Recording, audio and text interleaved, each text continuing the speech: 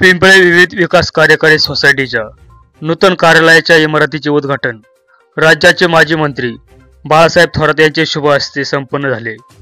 शिर्डी लोकसभा मतदारसंघाचे खासदार भाऊसाहेब वागचौरे, भारतीय जनता पक्षाचे बिहार राज्याचे प्रभारी धनराज गुट्टे हे मान्यवर आवर्जून उपस्थित होते।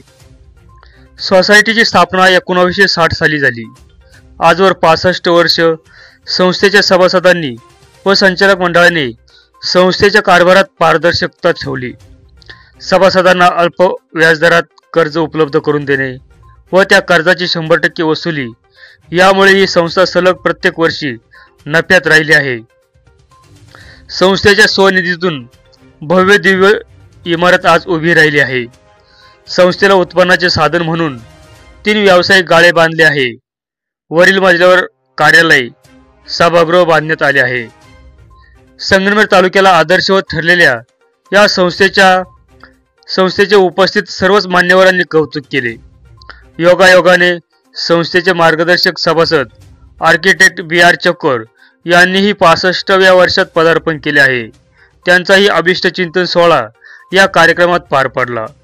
व्यासपीठावर अहिल्यानगर जिल्हा सहकारी बँकेचे व्हाईस चेअरमन माधवराव कानाडे, सहकारमर्षी भाऊसाहेब थोरात सहकारी साखर कारखान्याचे व्हाईस चेअरमन पांडुरंग घुले, कारखान्याचे संचालक संपतराव गोडगे, महंत बुवाजीबाबा पुणेकर, महंत बबनराव सांगळे, जिल्हा परिषद माजी सभापती Ajay Patangare, doctor DM Gadakh, doctor Trimbak Gadakh, doctor Dattatray Gadakh, advocate Dnyaneshwar Sangle, Pimple सोसायटीचे चेअरमन शिवनाथ निवृत्ती कोटकर, पिंपळे ग्रामपंचायतच्या सरपंच मीनाताई अण्णासाहेब ढोणे, उपसरपंच तुकाराम सकाराम चकोर, पारेगावचे सरपंच सकाराम शर्मळे, भाऊसाहेब कडनर, ज्ञानेश्वर ढोणे, ज्ञानेश्वर कडनर, विठ्ठल गायकवाड, जनार्दन कासार, सुनील गायकवाड, वंदना शर्मळे, राजू कुटे, देवराम गुळवे, ज्ञानेश्वर कांडेकर, संदीप कांडेकर, लक्ष्मण डोंगरे, गंगाधर जायभाय, रमेश सानप, कचरू फड, दिनकर चत्तर, पांडुरंग फड यासह समनापूर गटातील ग्रामपंचायतचे सरपंच, उपसरपंच, सोसायटीचे चेअरमन, व्हाईस चेअरमन व विविध संस्थांचे पदाधिकारी, पिंपळे सोसायटीचे संचालक मंडळ, सभासद व ग्रामस्थ मोठ्या संख्येने उपस्थित होते। कार्यक्रमाचे अध्यक्षस्थान आर्किटेक्ट BR चकोर यांनी भूषविले। अध्यक्षीय सूचना सोसायटीचे संचालक रमेश मुरलीधर चकोर यांनी, तर त्यास अनुमोदन सोसायटीचे चेअरमन नामदेव माधव कोटकर यांनी दिले। यावेळी जिल्हा बँकेचे व्हाईस चेअरमन माधवराव कानवडे यांनी सोसायटी सहकारी संस्थेच्या कामकाजाचे कौतुक केले। खासदार भाऊसाहेब वागचौरे यांनी पिंपळे गावातील उर्वरित विकास कामांना निधी उपलब्ध करण्याचे आश्वासन दिले। BR चकोर यांनी या भागातील निळवंडे व भोजापूर पाणी चळवळीवर सखोल माहिती दिली।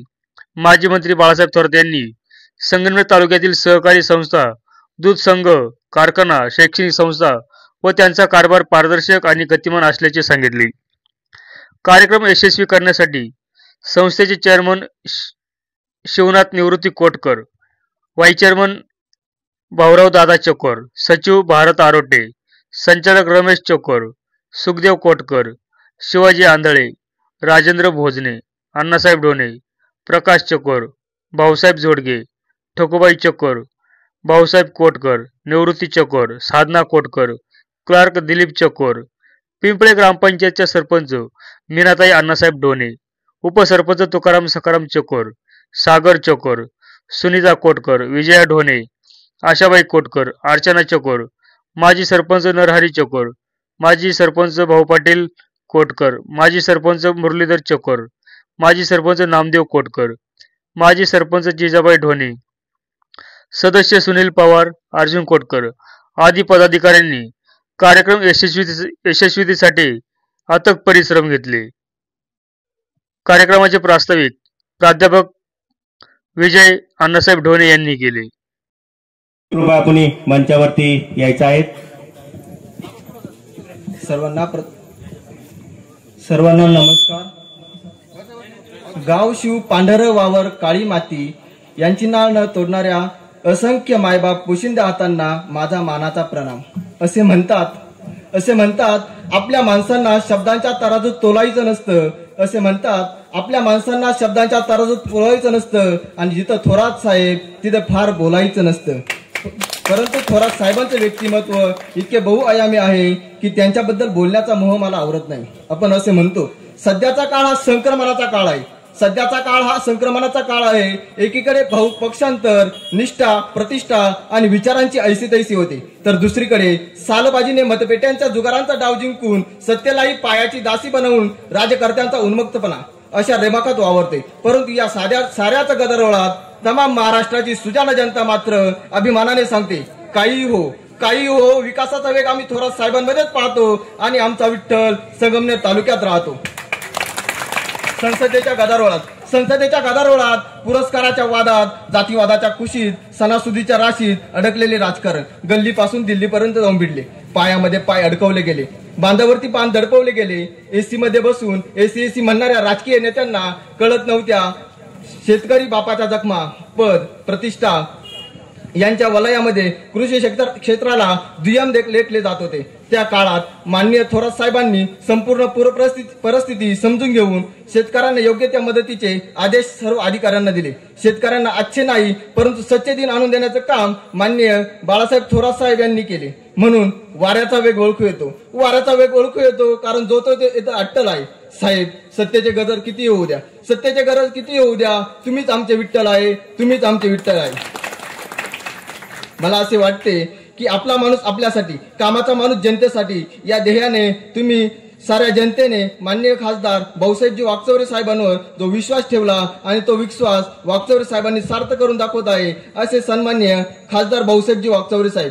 आणि आज ज्यांचा जन्मदिवस आहे असे सर्वांचे मार्गदर्शक, सर्वांच्या सुखदुःखात उभे राहणारे, अनेक मंदिरांचे प्लॅन विना मोबदला देणारे श्री बी आर चकोर साहेब, हॉस्पिटल, पोलीस स्टेशन, बँक, तहसील कार्यालय या ठिकाणी अडीअडचणी सर्वसामान्य नागरिकांना आजही सहकार्य करणारे, जनसेवेची निस्वार्थपणाची सर्वसामान्यांना केलेल्या मदतीची पावती म्हणजे बी आर चकोर साहेब यांना उदंड आयुष्य लाभो ही पांडुरंग चरणी प्रार्थना करतो व माझे लांबलेले प्रास्ताविक थांबवतो. जय हिंद, जय महाराष्ट्र.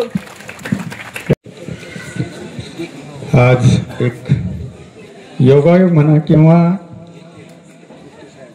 ठरवून केलेला योग म्हणा, परंतु आज एक आनंदाची गोष्ट पिंपळे गावामध्ये आहे.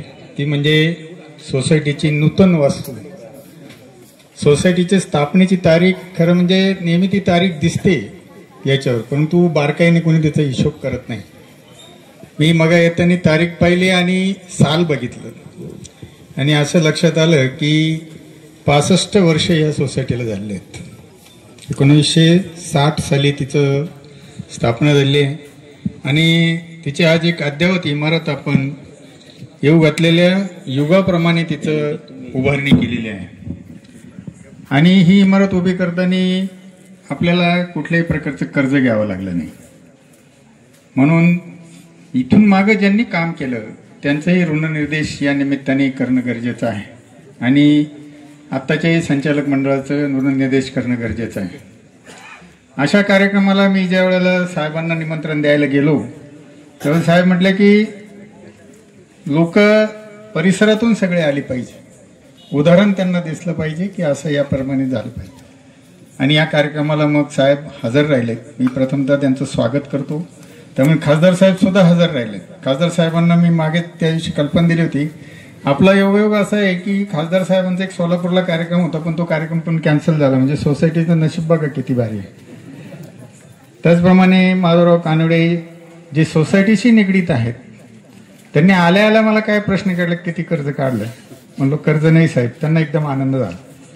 म्हणजे सहकारामध्ये काळजी घेणारी माणसं ही अशी असतात. ते येतात बघतात किंवा तुम्ही लई उड्या मारायला लागले तुम्ही कर्ज काढून उड्या मारताय काय असं त्यांनी आल्या टोचलं आणि ते टोचणेही त्यामध्ये मला बरं वाटलं.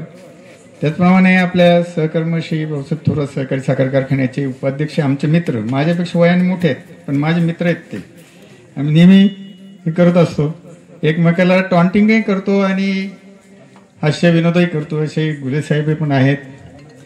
त्याचप्रमाणे मी ज्यांना गुरुस्थानी मानतो, ज्यांच्या मार्गदर्शनाखाली काम करतो असे बुवाजीदादा पुणेकर उपस्थित आहेत.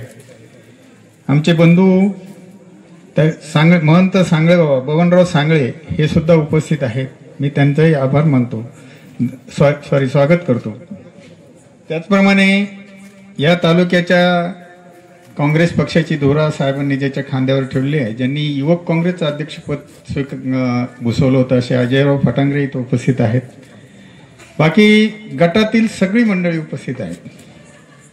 मी आता सगळ्यांचं नाव घेणं जरा अवघड आहे, त्याच्यात खूप वेळ जाईल. पूर्ण अगदी पळसखेड्यापासून तर काकडवाडीपर्यंत आणि इकडून पारेगाव बुद्रुकपासून तर समनापूरपर्यंत सगळी मंडळी आवर्जून या कार्यक्रमाला उपस्थित आहे. आणि म्हणून ती सगळी समोर बसलेली बरीच मंडळी अशी आहे का त्यांनी स्टेजवर बसायला पाहिजे होतं, परंतु सगळे स्टेजवर बरं नाही वाटणार. पण पहिल्यांदा तर कोणी स्टेजवर येत नव्हतं, साहेबच एकटे बसलेले होते, तुम्ही पाहिलं. सगळेजण पुढे बसले. ही काँग्रेस पक्षाची शिस्त आहे आणि तिचं आपण पालन करतो, त्याचाही आपल्याला सार्थ अभिमान आहे. सोसायटीची इमारत झाली, त्याबरोबर योगायोगाने माझा आज वाढदिवस आहे. मी वाढदिवस फारसे साजरे करत नाही.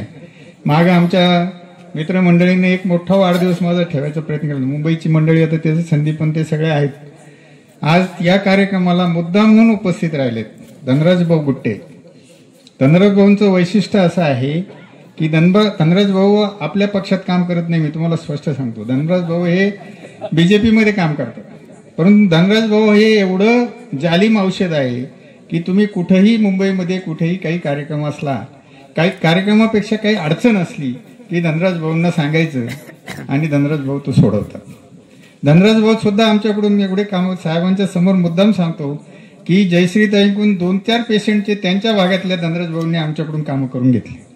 अशी माणसं गरजेची असतात आणि ते इथं आले हे वैशिष्ट्यपूर्ण आहे की पक्ष काय आणि माणूस कार्यकर्ता कसा याला जास्त महत्व आहे. त्यांच्याकडे कुठलं पद नाही आहे बीजेपीचं, पण ते काम एवढं करतात ना, कुठल्याही याला भिडायला सांगा, त्यांना भीती वाटत नाही. मुंबई असो, फार अख्ख्या महाराष्ट्रात कुठल्याही जिल्ह्यात तालुक्यात कुठेही जाऊ द्या, त्यांना त्याची काही फिकीर नसते. फक्त काम सांगितलं की त्यांच्याच्याने होणार असं ते याच्याशी कॉन्टॅक्ट त्याच्याशी कॉन्टॅक्ट. प्रत्येक गावात आता मी आणि त्यांच्यामध्ये आपल्यात 350 किलोमीटरचं अंतर आहे. ते लातूरचे आहेत, आपण संगमनेरचे आहोत. इकडे मुंबईला असले तरी 250 किलोमीटरचं अंतर आहे, तरी कॉन्टॅक्ट एवढा घट्ट आहे ना की कुठलंही काम त्यांनी जरी मला सांगितलं तरी मी साहेबांच्या माध्यमातून याच्यातून गोरगरीब जनतेचं राजकीय कामं अजिबात नाही. गोरगरीब जनता असेल त्यांची कामं आम्ही त्यांच्याकडून करून घेतो, ते आमच्याकडून करून घेतात. त्यांचं या निमित्ताने पिंपळे गावात आणि परिसरामध्ये मी स्वागत करतो, सगळ्यांचं स्वागत करतो. आज या निमित्ताने एक थोडासा गटाचा मेळावा पण इथं भरलेला आहे.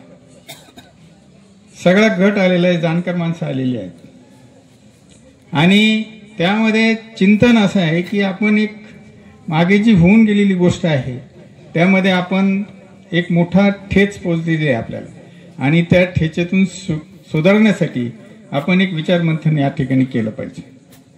आपल्यावर अनेक प्रकारचे आरोप होतात, अनेक पद्धती होतात. आपण प्रत्युत्तर करायला कमी पडतो असं माझं म्हणणं आहे. आपण तोंडावर प्रत्युत्तर कोणाला करत नाही. आपण म्हणतो बघून घेऊ, मतदान करू, पण प्रत्युत्तर करून झंझट नको. याला कारणही तसं आहे की आपल्याकडची जी कार्यकर्ती मंडळी आहे ती सगळी सुसंस्कृत आहे. त्यांचे स्वतःचे बिझनेस आहे, ते राजकारणावर अवलंबून किंवा राजकारण गृहीत धरून 2 पैसे कमवायचे त्यांचे काम नाहीये. त्यामुळे त्यांना वेळ कमी असतो, फालतू वेळ फारसा नाहीये. आपल्यातल्या बऱ्याच कार्यकर्त्यांच्या बाबतीमध्ये तसं आहे, फालतू वेळ कोणाकडे नाहीये. उगाच कट्ट्यावर बसायचं. मग माणूस काय म्हणतो, याच्या नादी लागण्यापेक्षा 2 कामं जास्त करू, 2 पैसे जास्त कमवू आणि त्याच्यात ते पाहिजे तर समाजकार्याला त्याचं योगदान करू. परंतु अशा कुठल्या याच्यातून आपण फारसं कुठल्याही प्रकारचं काही सार्वजनिक जीवनातून काही घेण्याची आपली संस्कृती नाही. ती कधीपासून नाही तर भाऊसाहेब थोरातांचा काळ होता तेव्हापासून सुद्धा नाही. भाऊसाहेब थोरात सुद्धा राजकारणात सहकारामध्ये वागताना नेहमी म्हणायचे की हे एक मंदिर आहे आणि ह्या मंदिरात गेल्यानंतर आपण काय करतो, आपल्या खिशातला एखादा रुपया असेल ते पेटीत टाकतो, परंतु पेटीतलं काही घेत नाही. परंतु दुर्दैवाने आजची परिस्थिती वेगळी आहे. मी त्याच्यावर फारसं भाष्य पण करणार नाही. आम्ही जी ही इमारत बांधली आहे, ही इमारत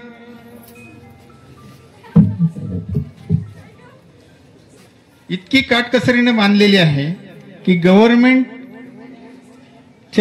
SSR प्रमाणे, ज्याला स्टेट शेड्यूल ऑफ रेट्स म्हणतात, त्याप्रमाणे जर हिचे एस्टिमेट केलं तर साधारण 50-51 लाख रुपये होतं.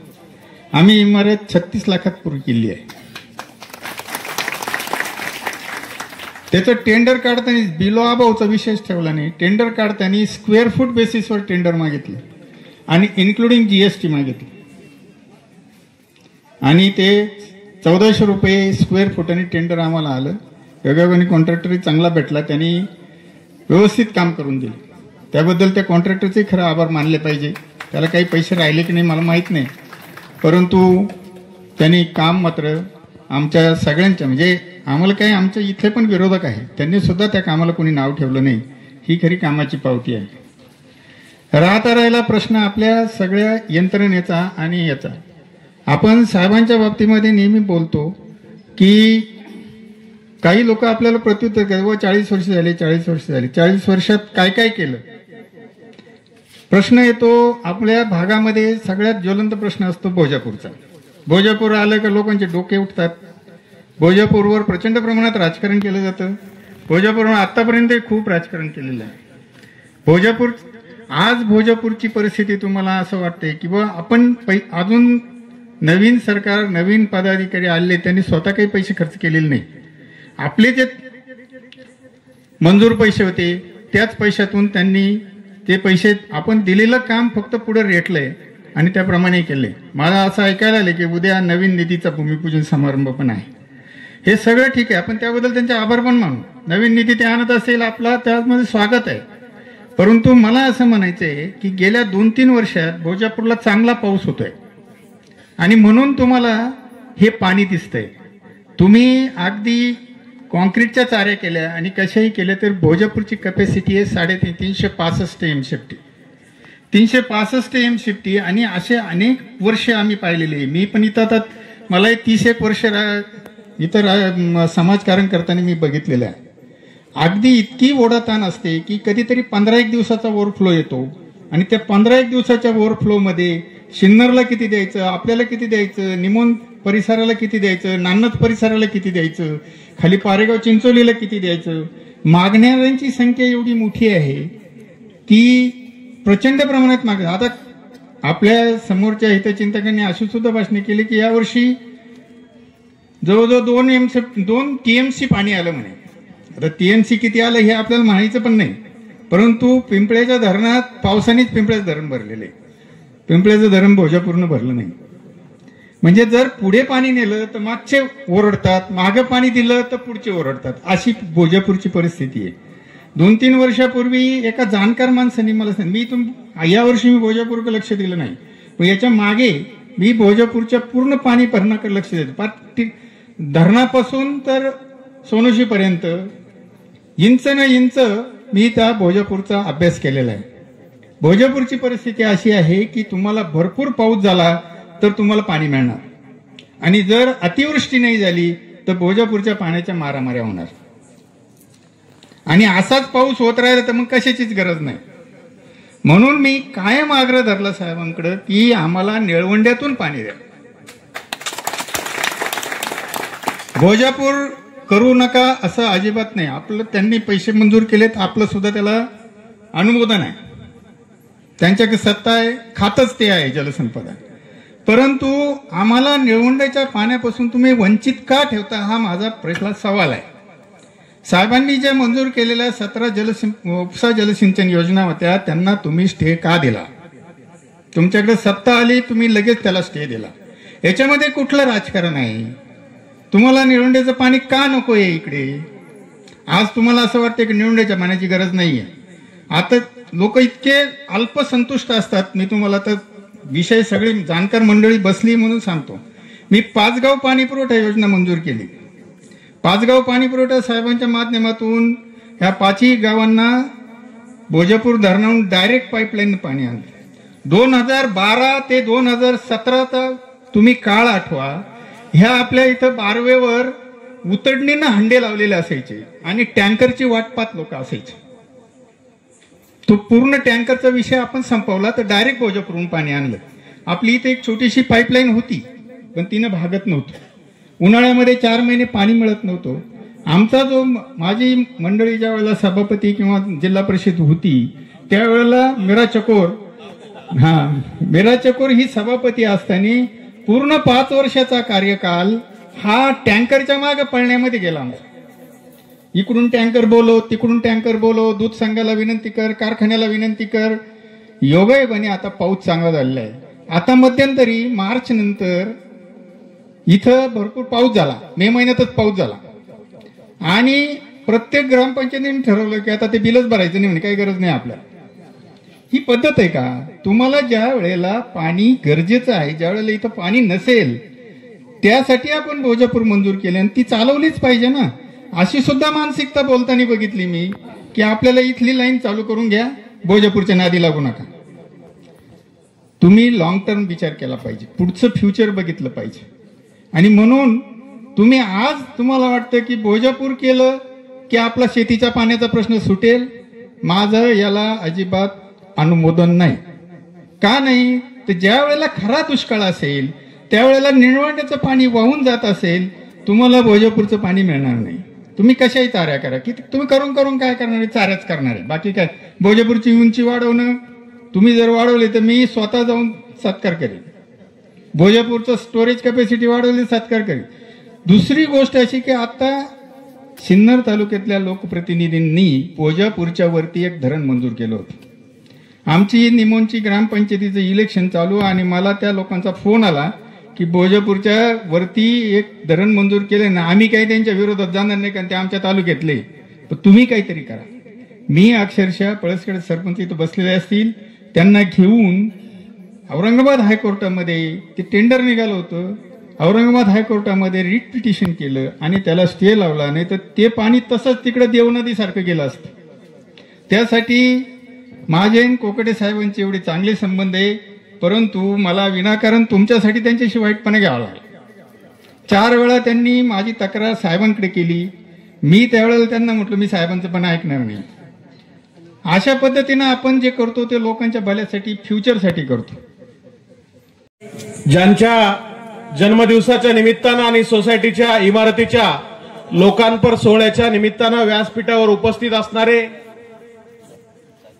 राज्यातील ज्येष्ठ नेते, माजी मंत्री आदरणीय बाळासाहेब थोरात साहेब, या लोकसभेचे खासदार भाऊसाहेब वागचौरे साहेब, आणि ज्यांचं आता तुम्ही भाषण ऐकत होतात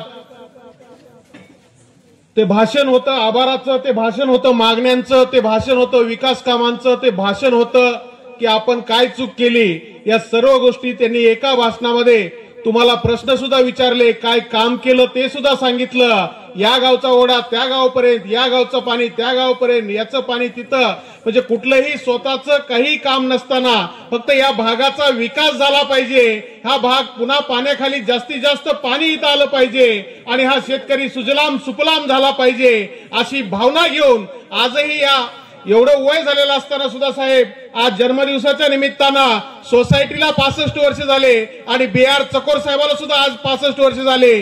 त्याबद्दल आपण सर्वांनी, त्यांनी सांगितलं की मी विविध बँकांचा व्हॅल्यूअर आहे, विविध कारखान्यांचा व्हॅल्यूअर आहे. या ठिकाणी अनेक संस्थांच्या बिल्डिंग सुद्धा साहेबांच्या संकल्पनेतून उभा टाकतात. राज्यातील अनेक आमदारांच्या शिक्षण संस्थेमध्ये चकोर साहेबांचं गायडन्स घेतलं जातं, मग तो कोपरगाव असेल, येवला असेल, अशा अनेक ठिकाणी BR चकोर हे जे तुमच्या गावचं ब्रँड आहे, हा ब्रँड महाराष्ट्रामध्ये चालतो. आणि BR चकोर एवढं नाव जेव्हा आम्ही सांगतो, नाशिकमध्ये असेल, मनमाडमध्ये असेल, निफाडमध्ये असेल, सिन्नरमध्ये असेल, शेजारच्या शमशेरपूरमध्ये असेल, भंडारदऱ्यामध्ये असेल, या संगमनेर तालुक्यामध्ये असेल, या भागातले जेवढे काही लोक मुंबईच्या कानाकोपऱ्यामध्ये असतात त्यातला एकही माणूस असा नाही की ज्यांना BR चकोर हे नाव माहित नाही. कारण स्वतःच्या कल्पकतेतून ज्या काळामध्ये लोक शिक्षण घ्यायला धजावत नव्हती त्या काळामध्ये आर्किटेक्टमध्ये इंजिनिअरिंग करणारे तुमच्या गावचे सुपुत्र असणारे BR चकोर साहेब हे मुळात आर्किटेक्ट आहेत. त्यानंतर त्यांच्या पत्नी, ज्यांचं थोरात साहेबांनी इथं नाव घ्यायला सांगितलं, ते आदरणीय मीराताई या ठिकाणी जिल्हा परिषदच्या सभापती झाल्या. पण या ठिकाणी सभापती म्हणून काम असेल, एक आर्किटेक्ट म्हणून काम असेल, एक गावचा सुपुत्र म्हणून या गावचं देणं असेल, या सगळ्या गोष्टीमध्ये अतिशय हिरारीने पुढे होऊन सहभागी होणारे आदरणीय बी.आर. चकोर साहेब यांचा आज जन्मदिवस आहे आणि या जन्मदिवसाच्या निमित्ताने मला या ठिकाणी जयेश भाऊनी संदीप भाऊनी सांगितलं, या गावातील 50-1 जणांना मी ओळखतो, ते मला ओळखतात आणि या सर्वांनी मला सांगितलं की चकोर साहेबांचा वाढदिवस आहे म्हणून आमच्या खांद्याला खांदा लावून मुंबईमध्ये कुठला कार्यक्रम असो चकोर साहेब खास त्या कार्यक्रमाला आवर्जून उपस्थित असतात. तर आमचं सुद्धा कर्तव्य आहे की जेव्हा त्यांचा जन्मदिवसाचा कार्यक्रम असेल त्या कार्यक्रमाला आम्ही आलं पाहिजे. त्यांच्या माध्यमातून त्यांनी सांगितल्याप्रमाणे साहेब टाटा हॉस्पिटलमध्ये बेड मिळत नाही, आम्ही तुमच्यापर्यंत पोहोचू शकत नाही, त्यावेळेस या ठिकाणी चकोर साहेबांना मी सांगतो की माहूरचा पेशंट आहे आणि माहूरच्या पेशंटला टाटा हॉस्पिटलला ऍडमिट करायचे. त्यावेळेस चकोर साहेबांनी जयश्री ताईला कॉन्टॅक्ट केला आणि 1 मिनिटामध्ये माहूरच्या पेशंटला टाटा हॉस्पिटलला बेड मिळाला. हे फक्त माहूरचं उदाहरण देतोय. असे 3 ते 4 पेशंट या ठिकाणी टाटा हॉस्पिटलला ऍडमिट होणं आणि उपचार करून घेणं फार या ठिकाणी शर्यतीचे प्रयत्न करावे लागतात आणि चकोर साहेबांमुळे थोरात परिवाराचा आणि आमचा दुआ कोऑर्डिनेटर लगेचच आम्ही तिथपर्यंत 2 मिनिटांमध्ये पोहोचतो. एक वेळेस तर ताईंना त्यांनी कॉन्फरन्सवर घेतलं. एवढे हक्काचे, जिव्हाळ्याचे आणि कौटुंबिक संबंध त्यांचे थोरात परिवारासोबत आहेत. थोरात साहेबांचं चकोर साहेबांवर आणि तुमच्या भागावर जोरदार प्रेम आहे. येणाऱ्या काळात सुद्धा आपण त्यांच्यावर प्रेम करणारच आहात. आपलं बोलणं या ठिकाणी चकोर साहेब त्या पद्धतीने बोललेले आहेत आपल्याशी. येणाऱ्या गोष्टी ज्या काही झाल्या त्याच्यावर तुम्ही विचार विनिमय करणारच आहात. पण या ठिकाणी आदरणीय बी.आर. चकोर साहेब यांना जन्मदिवसाच्या निमित्ताने खूप खूप शुभेच्छा देतो. त्यांना निरोगी आणि दीर्घायुष्य लाभावे अशी राष्ट्रसंत भगवान बाबाचरणी प्रार्थना करतो आणि या ठिकाणी माझ्या वाणीला विराम देतो आणि थांबतो. जय हिंद, जय महाराष्ट्र. कोटकर साहेब. आजच्या या कार्यक्रमाचे अध्यक्ष माननीय ॲडव्होकेट कानोडे साहेब, लोकार्पण सोहळा ज्यांच्या हस्ते पार पडला ते माननीय श्री थोरात साहेब व व्यासपीठावर बसलेले सर्व आदरणीय मान्यवर, त्याचप्रमाणे सर्व सभासद बंधू आणि भगिनी. पिंपळे विविध कार्यकारी सेवा सोसायटी लिमिटेड या संस्थेची स्थापना 15/2/1960 साली झाली. त्यावेळेपासून तर आजपर्यंत जे चेअरमन, व्हाईस चेअरमन व संचालक मंडळ यांच्या सर्वांच्या अथक परिश्रमातून व प्रेरणेतून संस्थेची वाटचाल उंच शिखरावर पोहोचली आहे व संस्थेची भव्य दिव्य अशी इमारत साकार झाली आहे. यासाठी खंबीर साथ व मार्गदर्शन श्री बी.आर. चकोर साहेब, त्याचबरोबर या भव्य दिव्य इमारतीचे काम हाती कमीत कमी वेळात काम पूर्णत्वास नेणारे बांधकाम कॉन्ट्रॅक्टर मान्य श्री सचिन करंजकर यांचे आभार मानतो व संस्थेचा अल्पसा परिचय देतो. ही संस्था 15/2/1960 साली स्थापन झाली. या संस्थेचे एकूण सभासद आज 770 आहे. संस्थेचे एकूण कर्जदार सभासद 330 आहे. संस्थेचे भाग भांडवल 63,07,091 रुपये आहे. संस्थेची एकूण निधी 36,89,488 आहे. संस्थेची एकूण गुंतवणूक 38,40,740 आहे.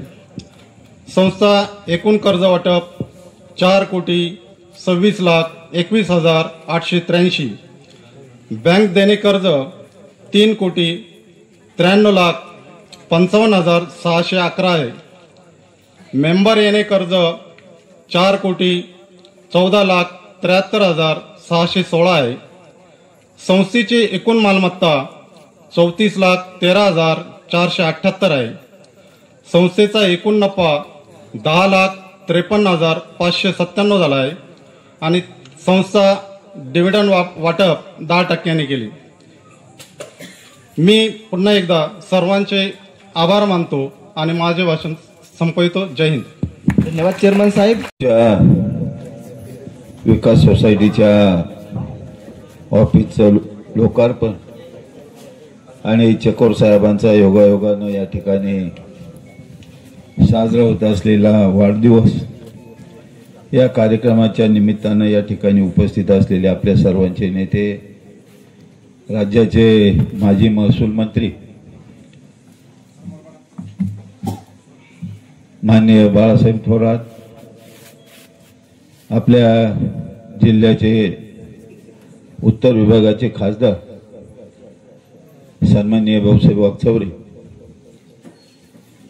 कारखान्याचे व्हाईस चेअरमन फांडूशेठ गुले, या ठिकाणी उपस्थित असलेले स्टेजवर खूप मान्यवर आहेत.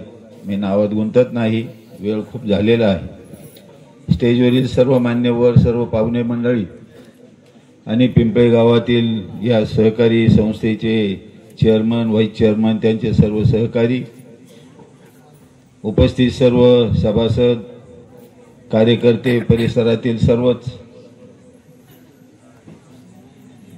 साहेबांवर प्रेम करणारी सर्व क्षेत्रातील सर्व मान्यवर मंडळी, बंधू आणि भगिनी, खरं म्हणजे चकोर साहेबांनी अतिशय सविस्तरपणानं या ठिकाणी भाषण केलेलं आहे. मी सहकारात काम करतो, ग्रामपंचायतीला कधी अर्ज सुद्धा केला नाही. अगदी सुरुवातीपासून 35-40 वर्षाचा प्रवास माझाही सहकारामध्ये झालेला आहे. आदरणीय भाऊसाहेब थोरातांनी खूप प्रेम, नंतरच्या काळात नामदार साहेबांनी सुद्धा खूप प्रेम केलं आणि खूप संधी जीवनामध्ये मला मिळाली. खरं म्हणजे सहकार ही एक अशी संकल्पना आहे की सहकाराच्या शिवाय ग्रामीण अर्थव्यवस्था म्हणजे झिरो आहे. ग्रामीण अर्थव्यवस्था जर सुधारायची असेल तर सहकार हा अतिशय गरजेचा आहे. त्या ताईंनी मागाशी सुंदर शब्द सांगितलं, सहकाराची संकल्पना ही फार जुनी आहे, फार दिवसापासूनची. कारण सहकाराशिवाय काहीच चालत नाही. कुटुंब जर मोठा असेल, एकत्र राहत असतील तर त्याची प्रगतीच होते. गाव एकत्र राहत असेल, सहकार्यानं राहत असेल तर त्याची प्रगतीच होते. आणि म्हणून सहकार ही अतिशय महत्त्वाची कल्पना आहे. त्यांनी सांगितलं की भगवान श्रीकृष्णानं पर्वत उचलला, परंतु त्याला 7 सर्व सवंगड्यांची होती. म्हणून तुकाराम महाराजांनी सुद्धा म्हटलेलं आहे, एकमेका सहाय्य करू अवघे धरू सुपंथ. एकमेकाला मदत केली म्हणजे सहकार निर्माण केला, परंतु तो सहकार सुपंथाचा असला पाहिजे, हेही महत्वाचं आहे. त्याचा मार्ग चांगला असला पाहिजे, तरच तो सहकार सफल होतो आणि सर्वांच्या जीवनाला हातभार लावतो. आणि म्हणून संगमनेरचा जो सहकार आहे, हा सहकार अतिशय वेगळ्या पद्धतीचा सहकार आहे. त्याच्याबद्दल चकोर साहेबांनी सुद्धा सांगितलेलं आहे. मी फार खोलात जाणार नाही, परंतु सोसायटीचं जे काम आहे हे अतिशय उत्तम आहे. त्यांचा स्वनिधी अतिशय चांगला आहे. हे असूनही जवळजवळ 35-35 लाखाच्या त्यांची गुंतवणूक आहे. स्वभांडवल खूप चांगलं आहे. बँकेचं जे देणं आहे ते आणि येणं याची जर बेरीज केली तर साधारणतः 1 कोटीच्या दरम्यान तुमचा निधी आणि शेअर्स भांडवल वगैरे धरून होतं. ते अतिशय उत्तम स्थिती आहे. 1 रुपयाचं कर्ज न घेता 1400 रुपये स्क्वेअर फुटानं जर बांधकाम होत असेल तर मी त्यांना सांगितलं, घरचाच आर्किटेक्ट असल्यामुळे हे जमलं तुम्हाला. आणि काटकसर, प्रामाणिकपणा, पारदर्शकपणा हा जर असेल सहकारामध्ये, तर सहकारा इतकं उत्तम साधन तुमच्या प्रगतीचं नाही, असं माझं मत आहे. आणि म्हणून खूप चांगला सहकार चालतोय आपल्याकडे. एक आदर्श सहकार म्हणजे इथं आपलं वर्णन करणारं नाबार्ड सुद्धा, नाबार्डच्या अनेक व्हिजिट इथं होतात. सहकाराचं मॉडेल कुठं पाहायचं तर दिल्लीवरून नाबार्डची मंडळी थेट संगमनेरला येतात. आज देशामध्ये आपल्या सहकारी संस्था 2 सोसायट्या या आदर्शवत सोसायट्या आहेत असं नाबार्डनं सांगितलं, देश पातळीवरच्या. बरोबर आहे. कडलक बसले तिथं, ते सेक्रेटरी आहेत एका संस्थेचे, त्यांच्याही संस्थेचा नंबर आलाय. म्हणजे इतका उत्तम सहकार. तशी तुमच्या सोसायटीचं सुद्धा उत्तम व्यवस्थापन आहे. 100% बँक पातळीवर वसूल आहे, नफा चांगला आहे, डिव्हिडंड चांगला दिलेला आहे आणि म्हणून जी घडी बसलेली आहे सहकाराची ही आदरणीय भाऊसाहेब थोरातांच्यापासून हरिभाऊ सांगळे असतील, खूप काही मंडळी ज्यांनी सहकारामध्ये स्वतःला झोकून दिलं, 10-10 रुपये शेअर गोळा केले, याच्यातून सोसायट्या उभ्या राहिल्या आणि त्याच्यातनं आपली प्रगती झाली, हे आपल्याला मान्य करावंच लागेल. खरं म्हणजे तळेगावचा किंवा या परिसराचा हा जो विभाग आहे याचा प्रश्न पाण्याचाच आहे. तुम्हाला मी सहज बौद्धापूरचा विषय निघाला म्हणून सांगतो. एकदा मी चेअरमन असताना दादा म्हटले, आपल्याला तळेगावचं तिथं कोणतं तो माथा म्हणतो आपण, तिगाव माथ्यापर्यंत पाणी काही भावात न्यायचं आहे. त्यावेळेला साखर कारखान्यानं जवळजवळ 80 लाख रुपये घातले. साखर कारखान्यानं 92 साली 5,000 रुपये सोनं, म्हणजे तो काळ पूर्वीचा 5,000चं सोनं जेव्हा होतं बरं का साहेब, 5,000पेक्षा कमी होतं. पण मी 2004ला चेअरमन झालो आणि त्याच्यानंतर 5-6ला हे काम झालं. तिगाव माथ्याला पाणी नेलं होतं आपण, पण पाठीमागं पाणी आटलं. आता जो सुकाळ दिसतोय तुम्हाला, चकोर साहेबांनी सर्व व्यवस्थित सांगितलेलं आहे, त्याची मी पुनरावृत्ती करणार नाही.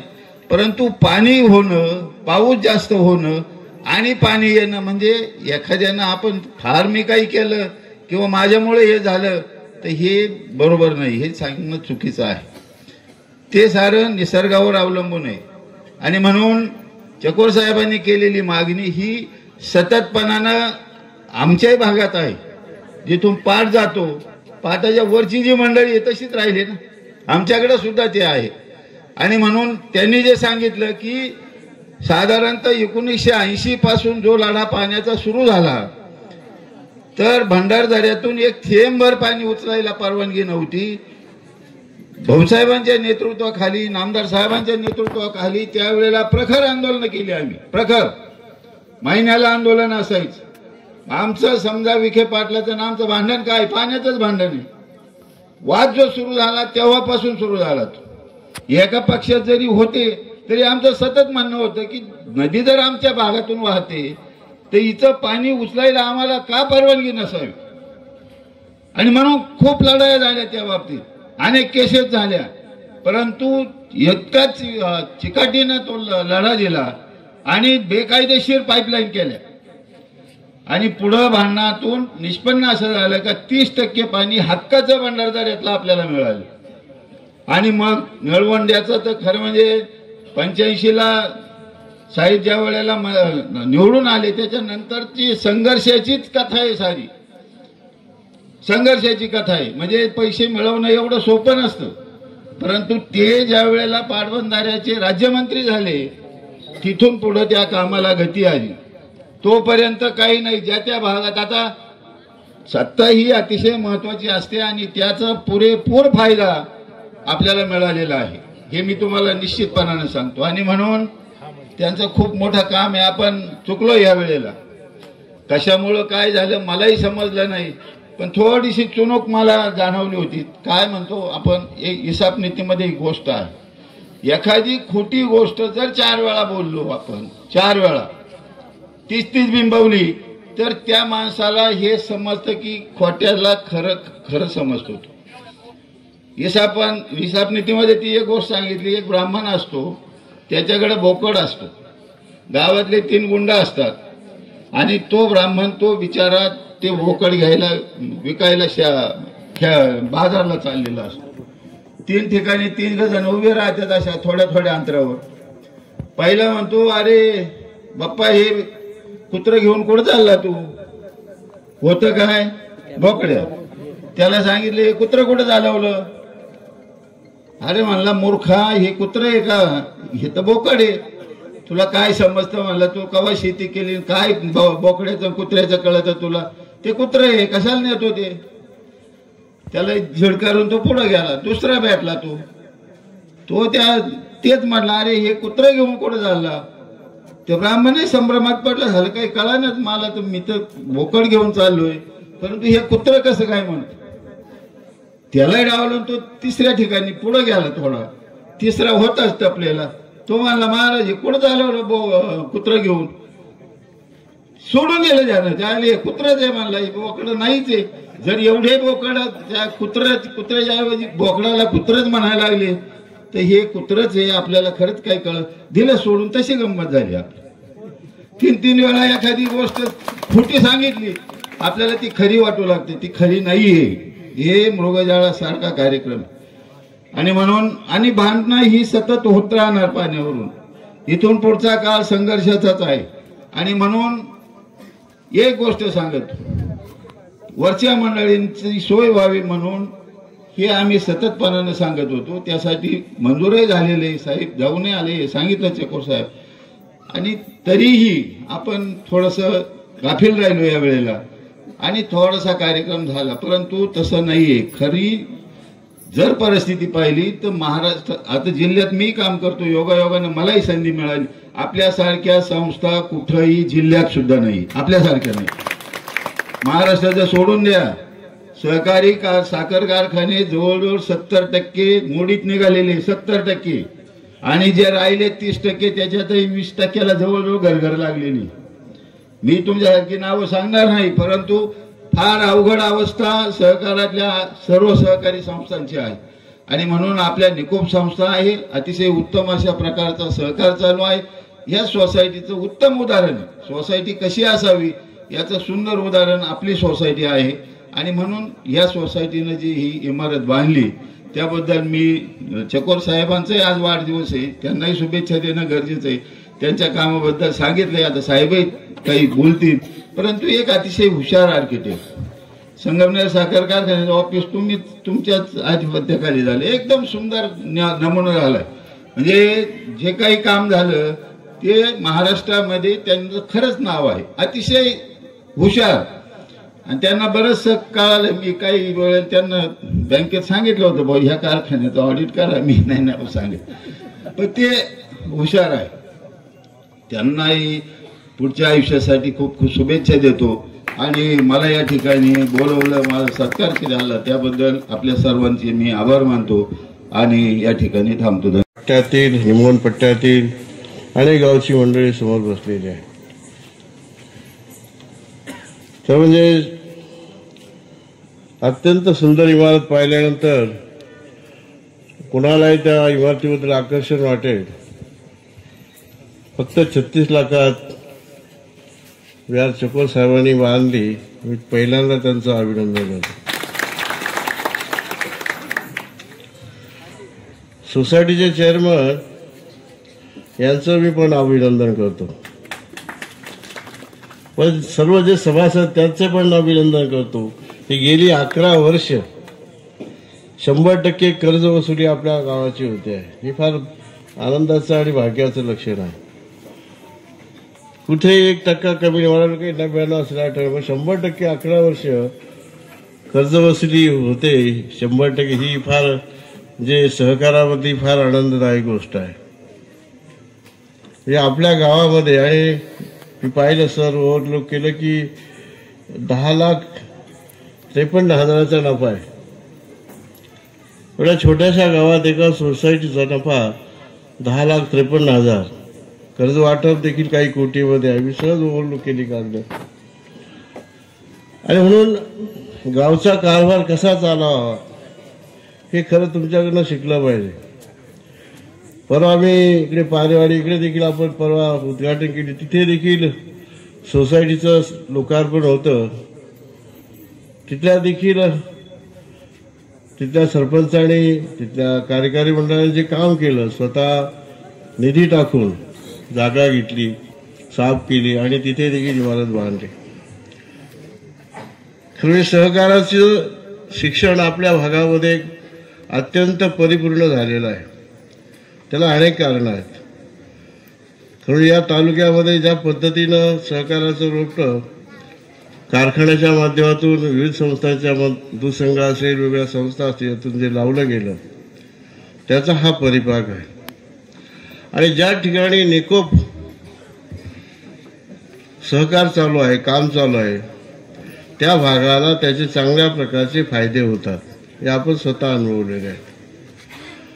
मग सहकारामध्ये स्वाहाकार झाला की मग मात्र सारं गणित बिघडतं. आणि दुर्दैवानं आपल्या भागात तसं नाही, ही फार आनंदाची गोष्ट आहे. त्याचं हे प्रतीक आहे. खरं म्हणजे केंद्र सरकारनं नवीन एक कायदा आता सहकारामध्ये घेतलेला आहे. त्या कमिटीचा मी पण मेंबर आहे, पार्लमेंटरी कमिटीचा. आता सहकाराच्या माध्यमातून गावातील जेवढ्या काही संस्था आहेत, मग स्वस्त धान्य दुकान असेल, बाजार असेल, मार्केट कमिटी असेल, या सर्व गावच्या सहकारी संस्थेकडे द्यायचा सरकारचा विचार आहे. आणि तसा विचार करते आणि गाव सक्षम या सहकारामधून करत आहे. मग जिथे जिथे या सोसायट्या चांगल्या प्रकारे काम करत आहेत त्यांना भविष्य खूप चांगल्या प्रकारचं राहणार आहे. आणि गावचा संपूर्ण कारभार करायचं काम या सोसायटीच्या माध्यमातून गाव पातळीवर होणार आहे. पण तेवढाच कायदा देखील कडक केला जाणार आहे की जिथे जिथे भानगडी होतील त्यांना मात्र शासन तितक्याच प्रकारचं केलं जाणारे होणार आहे. असं देखील तरतुदी त्याच्यामध्ये अंतर्भूत आहे. खरं या ठिकाणी बी.आर. चकोर साहेबांचा आपण सर्वांनी सत्कार केला.